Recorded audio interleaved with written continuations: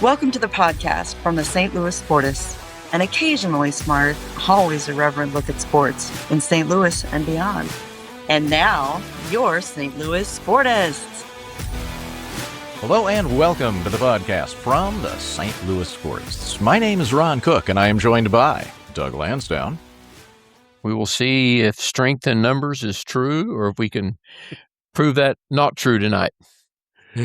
We will, as Ted Knight said, press on, because Joe Sperlin, Tom Mathis, and Keith Farrell are all on assignment tonight. Keith prepping for his big wedding this weekend where he will be officiating. So if you have a wedding coming up and you need an officiant, I highly recommend Mr. Keith Farrell. Who knows, Doug? It could become a side hustle. Yeah, he probably doesn't have anything else to do right now either. He's not busy he's got nothing going on. Perfect. Nothing. Perfect, Keith. We got you.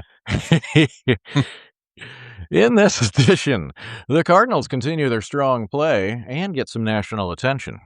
The Cubs are annoying and need to stop being annoying. The Blues learn where their 3 first-round draft choices will fall, and Nick Saban has spoken. At this point, is he a prophet or Grandpa Simpson? The St. Louis Sportists are brought to you by First Coast Steel Buildings. Jason and his team will take your project from design to completion with a family-first approach. You can contact them at 1stcoaststeel.com. And we'll hear more from them later in the show, as well as Sandra Templeoff, our announcer. And tonight's last call is brought to you by Black Dog Consulting, LLC, here to help the one-truck owner and the small fleet owner to grow and prosper.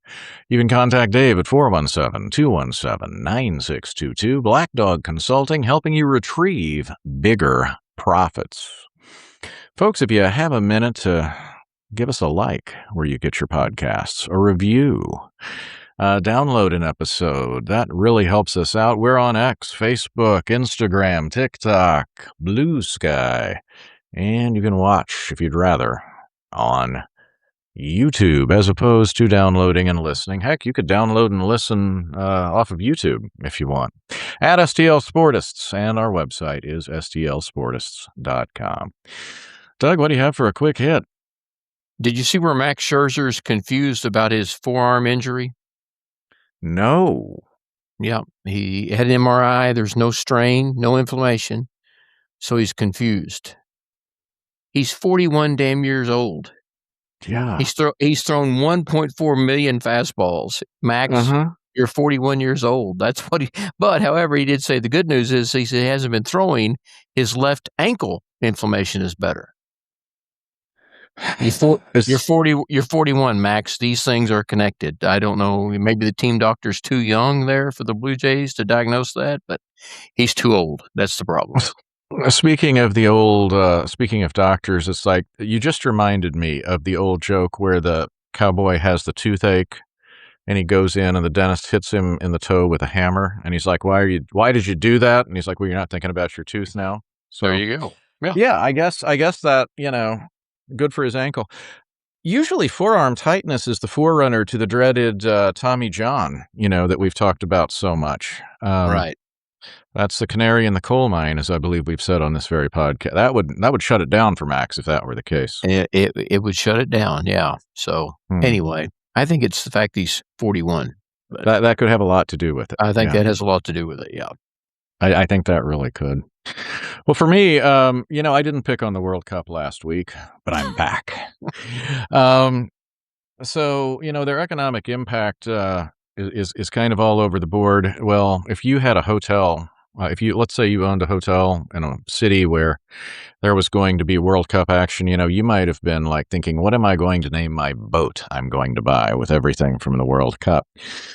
Au contraire. Well, FIFA said, they got all these blocks of rooms and they've canceled between 80 and 90% of the rooms that they have blocked in the cities where there are going to be World Cup games. And then they say that in cities like Kansas City, just generally the demand for hotel rooms is lower than a normal June or July. And this is with the World Cup coming to Kansas City. So the hotel people are just freaking out is not too mild of a term for what's going on here. They have tons of inventory. As you can imagine with the tickets, they had, jacked up their prices. If you've ever tried to get a room in Columbia, Missouri when the Tigers play football, you know about jacking up the prices. Point well taken. So, right now they're hoteliers around in World Cup cities are in a total panic right now. The World Cup, the gifts that just keeps on giving. Is that because the people just aren't coming? It's funny you should ask that, because the story, this is from our friends at the Sports Business Journal. They said it's a combination of things. They said that in the U.S., the gas prices are keeping some people from traveling, which I'm like, okay, if you can afford to pay for what those tickets are costing, is the gas price really going to keep you from traveling? But the one they said that I'm like, okay, there might be something there, is they said that people from other countries are a little bit afraid to come over given the, shall we say, aggressive immigration enforcement currently going on in the United States. So they might have a little bit of pause about, getting over here and having issues, or getting sent back very quickly. Who knows? See.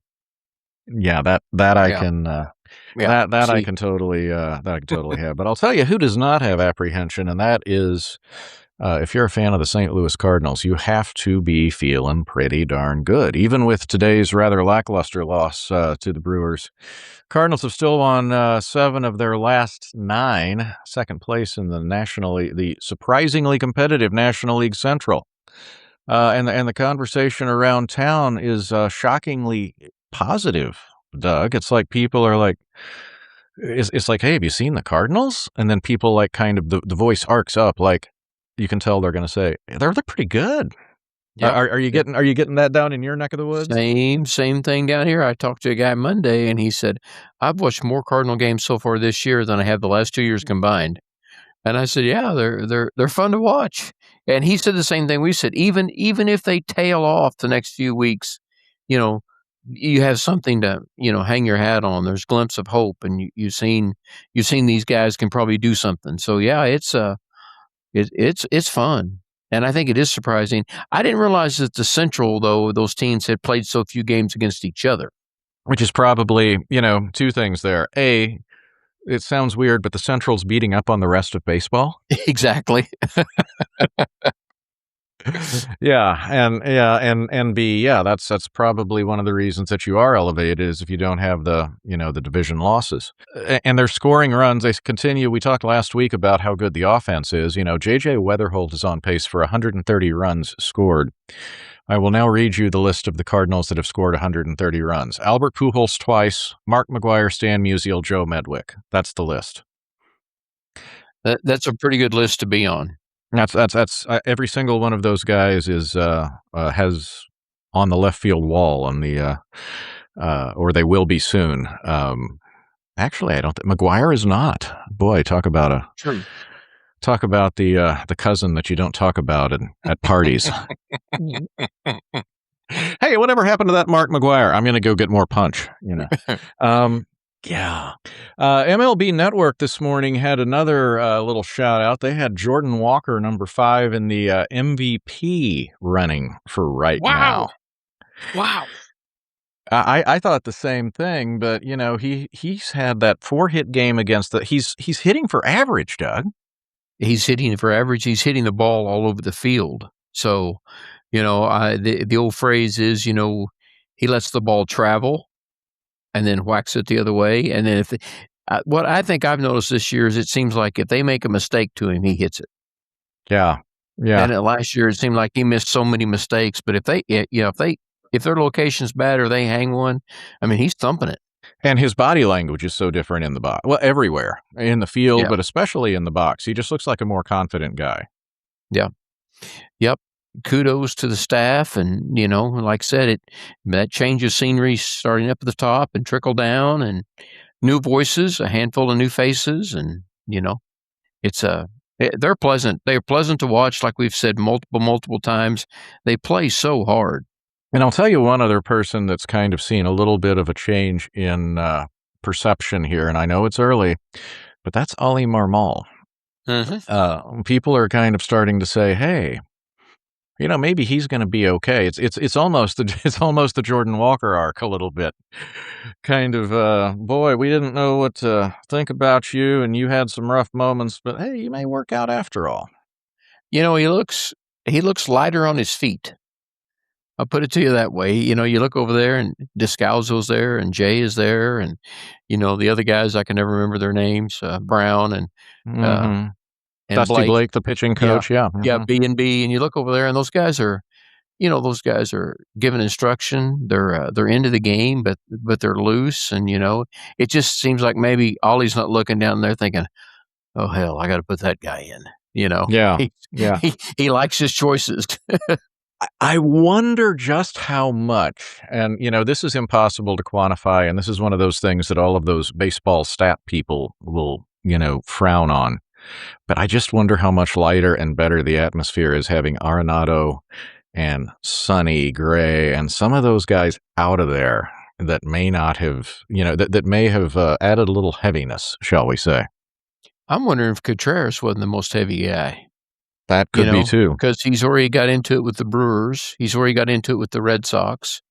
And if you're hitting 340, you can get into it with somebody. But when you're hitting when you're hitting 220 and running your mouth, like Milwaukee said, they said, we've listened to this for 10 years. So, yeah, maybe some of those guys and the younger guys look at them and, they were older veterans, not taking anything away from them. Arenado's glove excluded, but, those guys, they did not have a whole lot of accolades. I'm not saying they didn't play hard or want to win, but, and it could have been a younger guy sitting there the last 2 years thinking, well, hell, I'm as good as he is. I can do what he does, Yeah. But they're not going to give me a chance because he's getting the big check. Well, and think about the impact on an Alec Burleson who can settle into one position, be in the batting order in the same position. I mean, that's got to, again, something you can't quantify in a weighted runs created plus number or something. But yeah, that's got to just help him knowing, hey, I'm batting third and playing first base. There's not an analytical category for that? No, well, not yet. This guy's a jerk. He's plus 4.2 on the jerk scale. So, ooh, the jerk scale. That would be good. Yeah, that's a George. Yeah, well, they're selling you at the jerk store. So, speaking of jerk-like behavior, our good friends in Major League Baseball, including Rob Manfred, that brilliant visionary, Cardinals are going to San Diego for 4 games this weekend. Doug, did you know that they're going to be on 4 different television outlets? I actually looked at that Monday morning, going down through, checking the schedule, because, I try to help Dad out and let him know when he can see him occasionally. And I started looking on that, and I'm like, wait, where? There? What? 4. Yep. This is almost like him asking which Kansas City Chief games he can watch when they were going streaming mad there for a while. But yeah, Thursday night ESPN, Friday night the Apple game of the week, Saturday night the Fox, Big Fox, not FS1, but the Fox game of the week.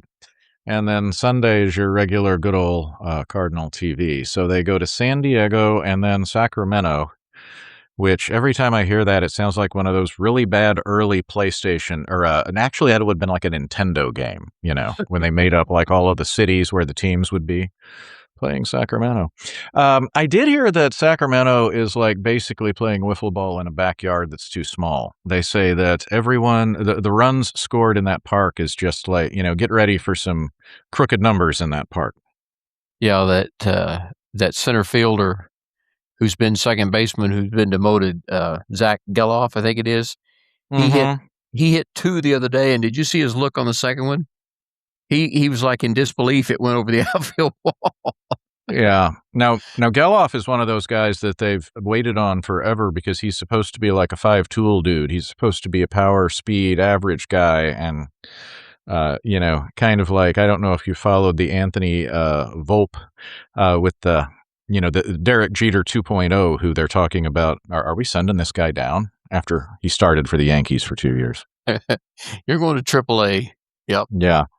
Well, speaking of, prospects who haven't panned out the way we want, there was a tweet from Cardinal Player Development that we put in our group chat that said Tink Hence, one time, he's, I think, still was a top 10 Cardinal prospect. He's been as high as like a number 1 or 2 prospect, and been a top 100 major league prospect, was reassigned from Memphis, that's AAA Memphis, to the developmental camp. Yeah. Ouch. His velocities dropped like what? 5 or 6 miles an hour? Sometimes more than that, yeah. And so I listened to Brian Walton of the Cardinal Nation. It's a great website if you like prospects at all. And he and Kyle Reese have a podcast that comes out every Wednesday, and they were talking about this developmental list, basically. And they said that it's not necessarily a one-way ticket, because Joshua Baez did some time there. He was struggling mightily. He was struggling bad, yeah. And now, we're all waiting for Joshua Baez to get here. He's starting to look like the real deal. But for Tink Hence, he's still on the 40-man roster, which complicates things even a little bit more. Yeah, he's, what are they, have they set a timeline down there? What they said on what Brian and Kyle said this morning is that they are literally just going to kind of like restarting the podcast software, which Doug and I did at the start of this podcast. They want him to prove that he's going to be okay. Then they'll get him up in the Florida Coast League, and then they'll get him to High A Peoria for a few starts. And then, when he's shown he can do it there, then he'll come back to Springfield. He's going to redo the minor leagues. Now, again, this worked for Joshua Baez, and he's still a young guy. He is still a young guy. Yeah. Yeah. Was it 2 years ago he threw, 8 innings? That was it? Yeah. But they never really said, did he ever get diagnosed with an actual injury? Wasn't it just arm fatigue, the dead arm Tired deal? arm, as they say. Yes. Dead arm or tired arm. Yeah. So. Right. Yeah, I don't know. It's always, you kind of wonder if, we go back to Mr. Reyes, those guys that are projected to be fantastic stars that you just quietly release in agate type on the transaction page one day and no one notices. He's a fireman now. Yeah. Yep. In Los Angeles. Yep, he's a fireman. Yeah, good for him. There's actually a really good story about him. It's an excellent story. Yep. And I have a kind of history of the World Series book, and he had just had that great game against Detroit, and he's on the cover of this greatest games of the World Series book. So, but hey, he's got a ring, one shining moment. Back to the injury front around the league. Mr. Skubal, loose bodies in the elbow, out 2 months. I guess he won't be starting the All-Star game this year. He's going to be, the next time he takes the mound, he's going to be pitching for a different team, and it's going to be 27. Yeah, that's entirely possible. It makes you wonder if the general manager of Detroit has called Chaim Bloom and said, hey, what would you take for Dustin May? True, yeah. Of course, by that time, Detroit may not be in it anymore either. So that's true. Yeah, that's true. So Skubal, he had Tommy John. What was it, 8 years ago? Mm-hmm. And then he's had another procedure too, right? Isn't this his third elbow procedure? This is his third. Now, is this what they used to call bone spurs, I think? Well, or is that different? A few weeks ago, I mentioned getting an internal brace for my loose bodies. So I'm still checking out on that. But yeah, basically what it is I think it, and they throw so hard with so much torque and tension, the ligaments and the tendons and stuff are sliding, the muscle working across the bone, and it literally just, is shaving the bone off. It shaves it, yeah. Mm-hmm. Yeah. It's kind of like a cheese slicer. Yeah, I think you're right. It's what we used to say, bone spurs. Yes. Right. But I guess that's not cool enough now. I don't know how loose bodies are more politically correct than bone spurs, but hey, we live in crazy times, folks. Indeed, we do. Speaking of crazy, the Chicago Cubs have gone stark raving mad. They are 17-3 in their last 20 games with 10 comeback wins, 1-run wins, 4 walk-off wins. Doug, are they this good? Well, they're doing all this, and their best players aren't playing that good. I know. That's what makes it worse. And really, and their pitching, and their pitching is a Band-Aid group. So, yeah, I don't know. Maybe Craig Counsell's that good. I don't know. But yeah, they have some guys that are dudes that haven't been dudes. I saw the other day Crow Armstrong was batting 9th. Yeah. So, but it's reached the point though when you see them tied like in the 8th or 9th inning, you're like, here we go again. Mm-hmm. Yeah, it's for us diehard Cardinal fans, it's for as much fun as the Cardinals have been. It's difficult to see the Cubbies up there too. Yeah, the small bears. Well, and as they say, you cannot win the division in April and May, but you can lose it. Well, they're positioning themselves well here, unfortunately. The Houston Astros may have been the first team going way back in baseball to create the term tank around 2012, 13, 14. And then all of a sudden their plan worked and they got good and they won a World Series. And they've been good for 10 years. And with Carlos Correa out for the season, I saw the question today, has their window officially closed? Oh, I think so. Yeah. They weren't the best team in the West last year, in that division. And there's another team, lost a player here, lost a player there, injuries, kept a few guys that can still play okay, but they're old. But yeah, I looked. So it was one day last week, and I looked, and they had 7 of the 9 guys in their starting lineup hitting below 200. Because I was just scrolling through looking at batting averages. I thought the Rangers had the worst because they had 6, and the Mets had 6. And I'm looking, because we've talked about batting averages, but they had 7 guys in the lineup that night hitting below 200. And about 4 of those guys, I didn't know who they were. I'm like, I don't know that guy. Yeah. Yeah, that's not a good sign at all. So, well, they had a good run. I guess they can, tank and rebuild again at this point. And on that note, it's time for Loose Ends. We need a theme music there. We do need theme music. Yeah. I think I can come up with something. Doug, this morning, we learned of the passing of Ted Turner, a gentleman who I would say, for guys our age, had a tremendous impact on the way we watched sports, the way we consumed media, all sorts of things. He was the man. From about 79 to about 92. He was the man. So, I read all kinds of clips about people who talked about they finally got their big satellite pointed, or they had 10 channels on cable and it went to 11 when they got TBS. And they said the first thing I watched on TBS was a Braves game. Yeah. So, of course, I remembered the CNN. I don't think people realize what a good yachtsman he was. So Captain Courageous, yes. Or as they called him in Sports Illustrated, Captain Outrageous, after he got drunk after winning the World Cup and drunk on champagne and crawled under the table at the news conference. At one time, he was the second largest landowner in North America.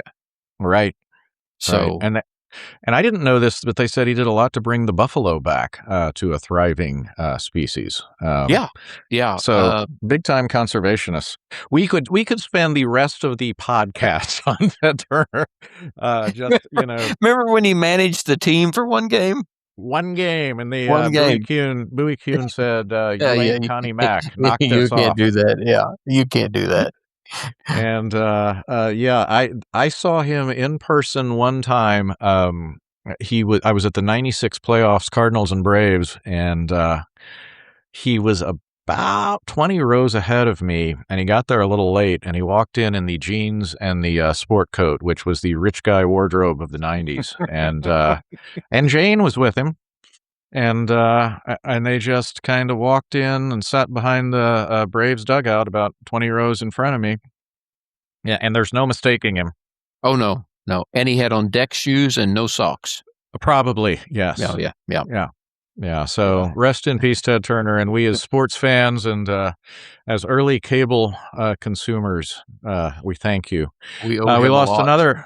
Lost another guy that actually was associated with Ted, and that was Mr. John Sterling, who got his start, or I shouldn't say his start, but did a lot of games on TBS, covered the Braves, covered the Hawks, bullseye, and his home run calls.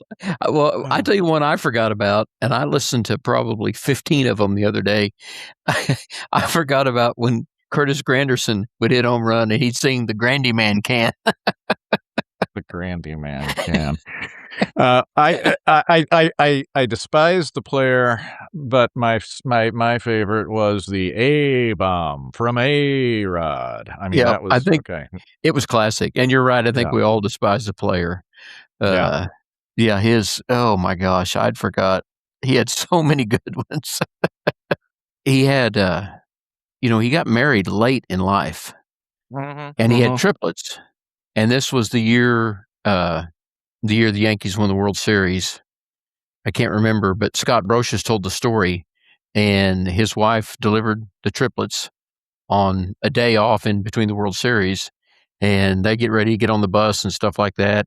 And he gets on the bus, and Brocious just goes, "What are you doing?" He goes, "I can't do anything else at home. I'll just come announce the game."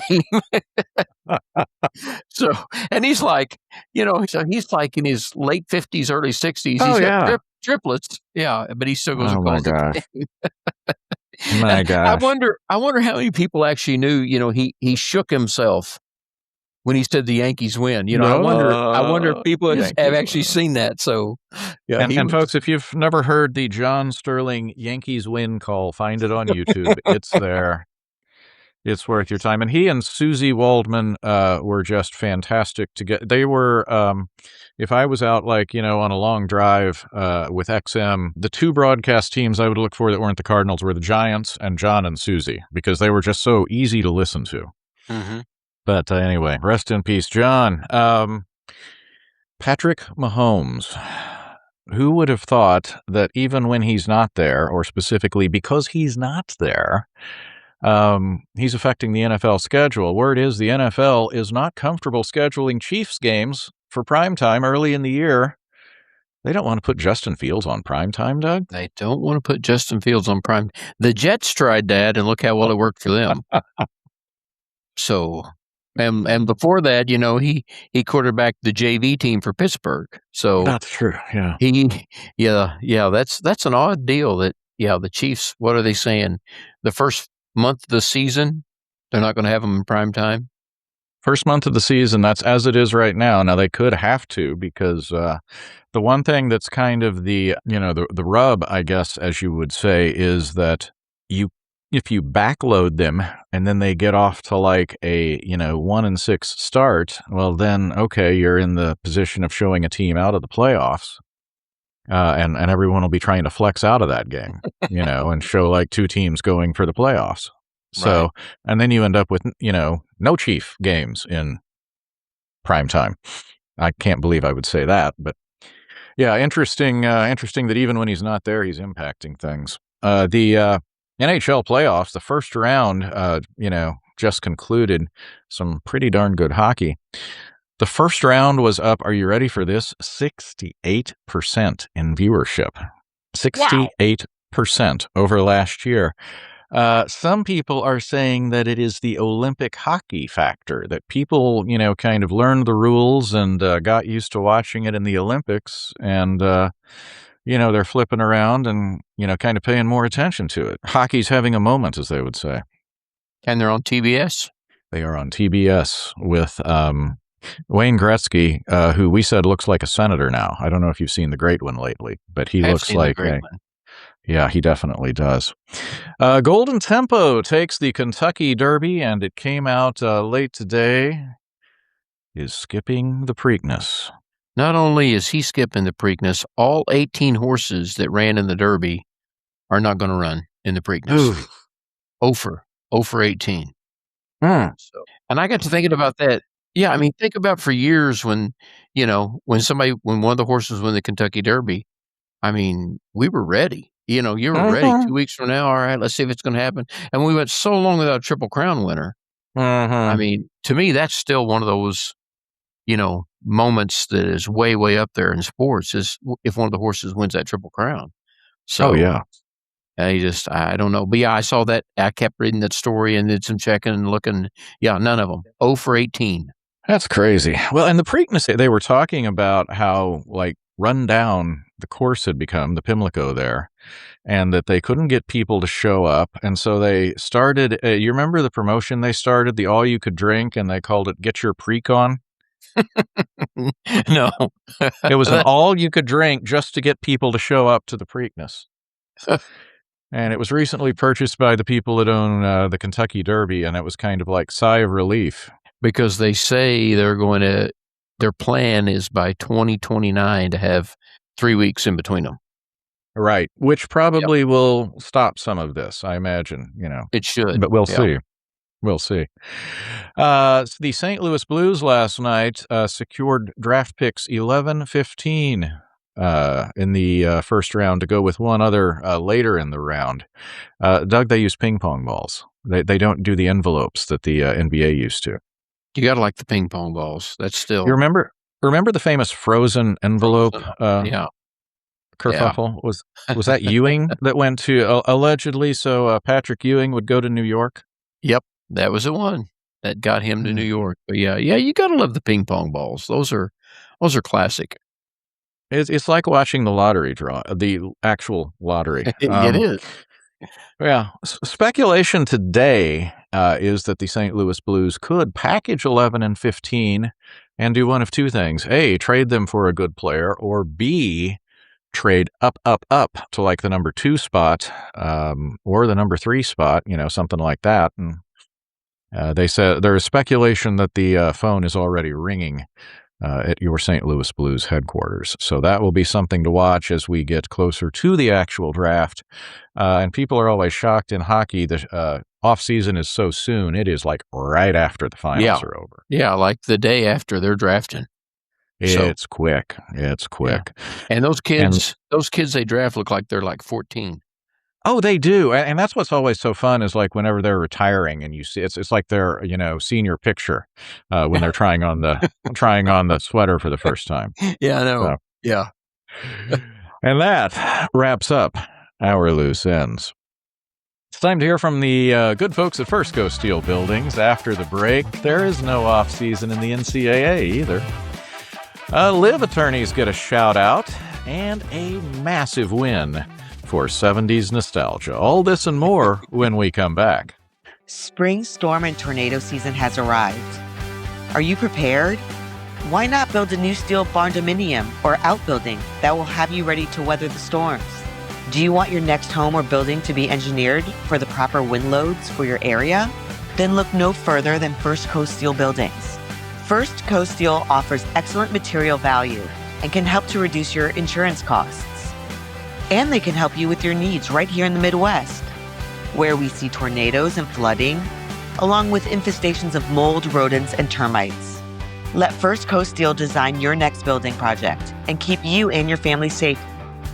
Call 912-314-4848 or get inspired and design your own by visiting them online at 1stcoaststeel.com. Storms will happen. Prepare yourself with a new First Coast Steel building. Discounts for military and first responders. And we are back on the St. Louis Sportists podcast.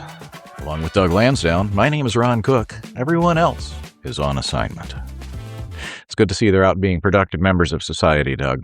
Yes. Yeah, we need to keep that crew on their toes. I think so.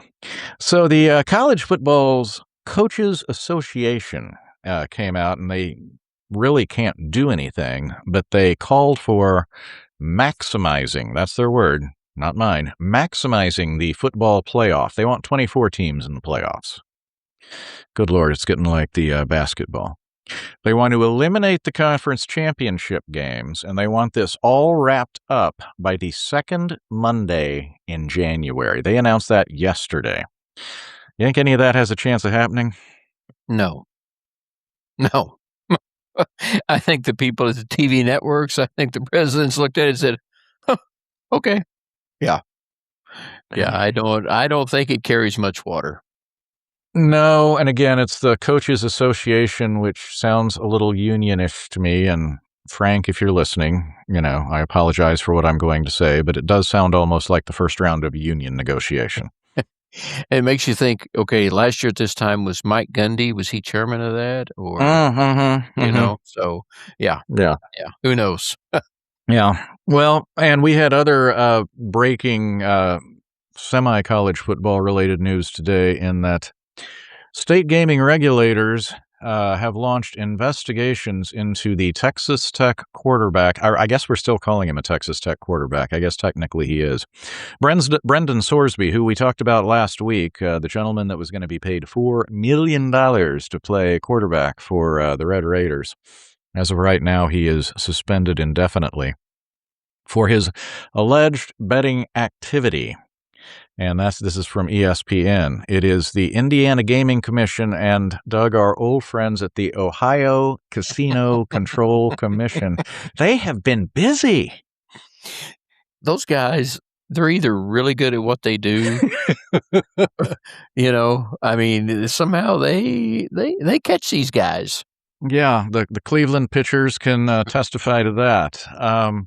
So those are the two that are investigating, because Sorsby was a freshman at Indiana before he transferred to Cincinnati. And we do know that now Indiana, it's coming out, it has come out in recent days that was when he bet on the team that he played for, which I'm not enough of an expert to know the rule as to, I know it's frowned upon, but I don't know the specific penalties.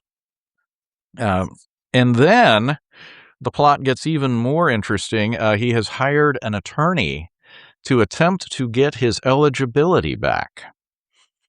And if you want to be the guy that's standing there looking at all of the pictures with like the yarn connecting all of the pictures together, there is speculation that this is somehow going to try to make it to where athletes are employees of the university. Yep. I think that's the only leg they've got to stand on. Joe Sperlin has been warning us about this, I think, since the podcast started.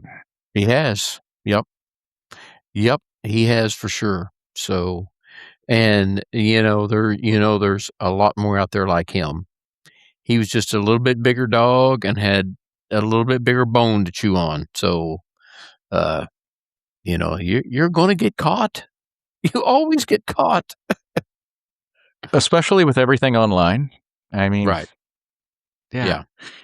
Well, and like you said, a $4 million quarterback versus a $200,000 left guard. Okay. Gee, who they going to go after? Exactly. Well, speaking of all that money, Nick Saban went on Paul Feinbaum's show and came out with kind of a very shocking statement to some. He said, one team shouldn't have a $40 million roster and another team have a $5 million roster, and they're out there playing each other. There should be some kind of, and then he did a little parenthetical here, every league, NFL, basketball, hockey, they all have a salary cap or something like that creates parity in the league so everyone has an equal opportunity to win. You'll notice he left baseball out. So, Doug, is this cause for change? Is he becoming the Bob Costas of football, or is he old man screams at cloud, Grandpa Simpson style right now? So I'm going to go opposite of what I said earlier. I think when he said that, the guys at the network and the university president said, "Oh, Nick thinks that." Uh-huh. So I if anybody's going to get some headway or get something done, it's probably Nick. Yeah, when you hear people throwing him around for quote the position that doesn't exist, which is commissioner of college football. Yeah. Yeah, he, that might get something done. Commissioner of college football sounds like the Dr. Pepper Fansville thing coming up this year, They would take Brian Bosworth and make him commissioner of college football. That's a good analogy. Yes, it is. So anyway, we'll watch that and see what happens. And we've talked about lawyers a lot in the second half of the show. Our old buddy John Rahm said that he looked at his LIV contract and said basically, "There's no way out." No way out. And that apparently Mr. Hatton had this revelation as well, that it was a really, really well-written contract, and as long as they're LIV, apparently they're going to be playing for LIV. They're going to be playing for it. I was really disappointed with DeChambeau and his quotes when he said, maybe the PGA should check the ego and try to bring the best players back. So, that's like the guy who 2 weeks before the wedding calls his bride-to-be and says, "Hey, hold off. I need a little time," And then he's out hitting the bars, hitting the town, everything. And about 2 years later, he comes back and says, "Hey, you'll still get married?" So that's, that DeChambeau, he is, the people are drawn to him. He is a polarizing figure, but with him, when he quoted that and the way he was talking, I was thinking, okay, Bryson now thinks he's bigger than the game. Yes, he does. Because of the money from LIV and then, his YouTube fame. He's looking at it and thinks, well, I'm bigger than the whole game. Yeah. So, yeah. And Sports Business Journal said that LIV has hired a very high-powered group that has tons of wins to go out and find a sponsor to keep LIV going. And again, back to Sports Business Journal, they said don't underestimate the number of companies, and they kind of mentioned like Anthropic, the big AI company. I don't want to say they have more money than the Saudis. I don't think anyone does, but and Anthropic certainly you might want to make an impact. It's like there's a lot of companies that really might want to make an impact in sports, and hey, taking over a league is a good way to do it. Taking over a league that hopefully somebody watches. Mm-hmm. We'll go back to you in the Thunderdome at 11:30 p.m. on Channel 11. On a foggy night, you stumbled across them playing night golf in Morocco and realized, that's Ian Woosnam and Sergio. So in a disco. Yep, exactly. So I know they went out. It's like two of the biggest investment making firms who are helping them and everything. But I don't know, man. Maybe they find it. It seems like to me people would look at that and like, no. So. Be interesting for sure. You almost wonder if they wouldn't say, we will, but here are the conditions. Yeah. I think it has to be that. Yeah. Mm-hmm. But no, I still say nobody touches them until they can get an actual TV contract. Yeah, that would help. That's what they've got to get. You don't know where to find it. And that's, look, we joke about baseball and we joke a little bit about hockey, for the hockey play. Is it on ESPN or is ESPN or TBS tonight? But hey. Yeah. So they've got a lot of wood to chop to get where they need to go. Yesterday, Wichita State eliminated their men's and women's golf programs. I don't know. Are they storied? Are they middle of the road? Or what's kind of the deal on Wichita State's golf? Well, the men finished 10th. In the American Conference this year, and the women finished 8th. Okay. So it said the men's program was highly decorated, went back to 1921, but I hadn't seen where they had done anything for several years. So and as you like to point out, Wichita is not a state. Wichita is not a state. No, nope. No. That's about going back to when my alma mater, the Missouri State Bears, were fierce rivals with them. No, Wichita is not a state. Not a state. Nope. Next week, you will be on assignment, PGA Championship. And PGA Quail Hollow? No, that's where we were last year. We're going to be we're going to be in Newtown Square, Pennsylvania. Oh, my. A western suburb of Philadelphia at Aronimink Golf Course. I've never heard of that before in my life. Well, it's an old course. It's a Donald Ross design. And he designed it, and then Donald Ross is one of the most world famous golf architects. He said, in our career, we look back and say, this is the best golf course ever designed. And he was there 20 years after he designed it. And he said, I can say this about this course. So I'm really looking forward to seeing it. They played a major there in like 72. Gary Player won that. Wow.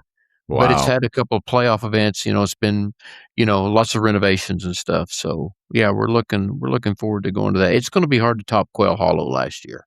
Yeah. So is there a signature hole? Is there something that we're going to like, people like me that don't remember 72 that are going to say, wow, that's a cool. 18 is really cool. They've got a par 3 on the front where the green sets up above and the front, it tilts from front to back. I can't remember what hole that is. And then there's one more. So, but it's got a bunch of bunkers. Front to back. It must be a Pennsylvania thing because I think of Oakmont #1 and that green that goes like hitting it onto a ski slope. Yeah. The one guy putted from 150 yards out last year. I remember that. Yeah. Oh dear. So do you think the calendar shift, because how many years are we going on here with the PGA moving up into spring? Well, the first time in spring was 2019. Wow. Because in 2018, we were up in your neck of the woods. Right. At Belle Reve. Mm-hmm. Yep. And it was I was pointing to my poster right over there. Yep. Yeah. Mm-hmm. It was 190 degrees in Thursday and Friday, those 2 days. So don't forget the humidity. I do understand. I do understand why they switched to May. I think it fits really, really, really good in the golf calendar. You're not up against any big sporting events. It gets done, right before the Indy 500. It's after, the Kentucky Derby, like we've talked about. So I think it fits. It just kind of was down there in August. And, like they said, they couldn't. But now, so this will be the first time since they switched. Let's see, they went one other on the east somewhere. I don't remember where it was. But this is farther north and farther east since they've switched. So it'll be interesting to see the conditions. One more tip I'll give you based on where we were at Hollow 2 years ago. If you're watching golf and it looks like it's raining on TV, it's raining even harder in person. It is. That I can testify to. And the other thing is they have a tremendous ability in terms of their camera lenses, and I know this from my commercial shooting days, to make it look much lighter than it actually is. Yes. Yeah. I think you remember the one with Ricky Fowler a few years ago where they said, we're going to actually show you how dark it really is. And you could barely see Ricky's orange shirt out there. Yeah, you couldn't see him. Yeah, for sure. So yeah, looking forward to that next week. Well, we will expect a full report. If you wish to give us a on the scene report, we'll always take that. And with that, we have reached the last call, brought to you by Black Dog Consulting. With over 38 years in the transportation industry, Dave knows where to look to find those pennies per mile that make the difference between just getting by and profit and growth. From one-truck operations to small fleet owners, he has a proven multi-million-dollar track record to help you retrieve bigger profits. This is the growth you're looking for. Contact Dave at 417-217-9622 or David at blackdogconsultingllc.net. You can also check out his website, blackdogconsulting.net. Black Dog Consulting, helping you retrieve bigger profits. Doug, what's your last call? My last call is actually going to go back to Ted Turner because I just kept going down that rabbit hole today, looking at things and thinking about it. Because, think about how big, like we talked about, how big of an effect he had for us, our age group. Yeah. So you wake up in the middle of the night, and you want to see what's going on or anything, you get on your phone, you get on your computer. And so, we have access 24 hours. But, when he was going to launch CNN, their first 24-hour news channel, every single person that worked for him told him he was crazy. Right. It'll never work. People won't watch it. Yeah, I double checked, and it every single person, his whole team told him this will never work, and he did it anyway. And, it's still going. So, as many things as he pioneered, that may have been the biggest thing he pioneered was 24-hour news. And then, of course, everything on TBS beginning at 5 past the hour. Yes. Yep. Just because. And that's what he said. They asked him one time, why do you do that? He goes, just because. Yeah. Just because. Yep. Mm-hmm. Just because they own the network. Yeah. Well, for my last call, I'm going to stick with our 70s theme. And there was a TV show about, that started in the late 70s, WKRP in Cincinnati. And for the first time in this real world, not in the fictional world, but in the real world, for the first time, this week, a station began broadcasting in Cincinnati with the call letters WKRP. Purchased through an agreement with the people that owned it, and they can be found if you're in Cincinnati. They're at like 94.7 or something. But if you have the iHeartRadio app on your phone, just go in and search. I actually listened to it a little bit this afternoon. And they use the jingle, the WKRP in Cincinnati. They use that. They have to. Yeah. Yes. They play the best of the 60s, 70s, and 80s. Of course. It was kicked off when it started this past week by none other than Gary Sandy, a.k.a. Andy Travis, the station manager on the show. He was the one that did the official kickoff when they went live. And, unfortunately, a lot of those folks have passed on. Lonnie Anderson, Gordon Jump, Howard Hessman, but they were able to contact Richard Sanders. No way. Yes, they contacted Richard Sanders, and he said he looked forward to lots of times for his news, sports, and farm reports. And he closed his statement. By using a line originally uttered by Dr. Johnny Fever. We all look forward to more music and less Nessman. So there you have it. If you want to mix up your listening, you can actually listen to WKRP in Cincinnati. Or you need to go back and watch some of the shows, which are next to impossible to find. I don't know how you could find them.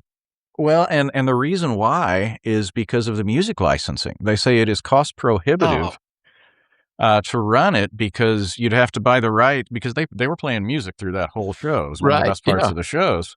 And so you'd have to go buy the rights to every single song and every single show. But no way they'll do that. Right. But yeah, and looking for it on YouTube is kind of difficult too, because I've done that. But yeah, you and I were talking about the episode where they had Howard Hessman and Venus Flytrap and Johnny Fever, where they were trying to do the drunk driving thing, and they kept giving them more alcohol, and Johnny Fever's reflexes kept getting better. It used to be kind of a hobby of mine. Oh, yes. So at any rate, yeah, we've had a heavy 70s theme on this show, Mr. Lansdowne. Which indeed we should, so. I suppose. Thank you for your time, sir. Thank you. Hold down the fort next week. We will do our best. Enjoy yourself, sir, and we hope to see all of you next week on the St. Louis Sportists podcasts. And until then, take care. And that wraps another episode of the St. Louis Sportists podcast. Please like and subscribe to stay up to date on all the latest episodes. You can find these guys on all major podcast platforms. And thanks for listening.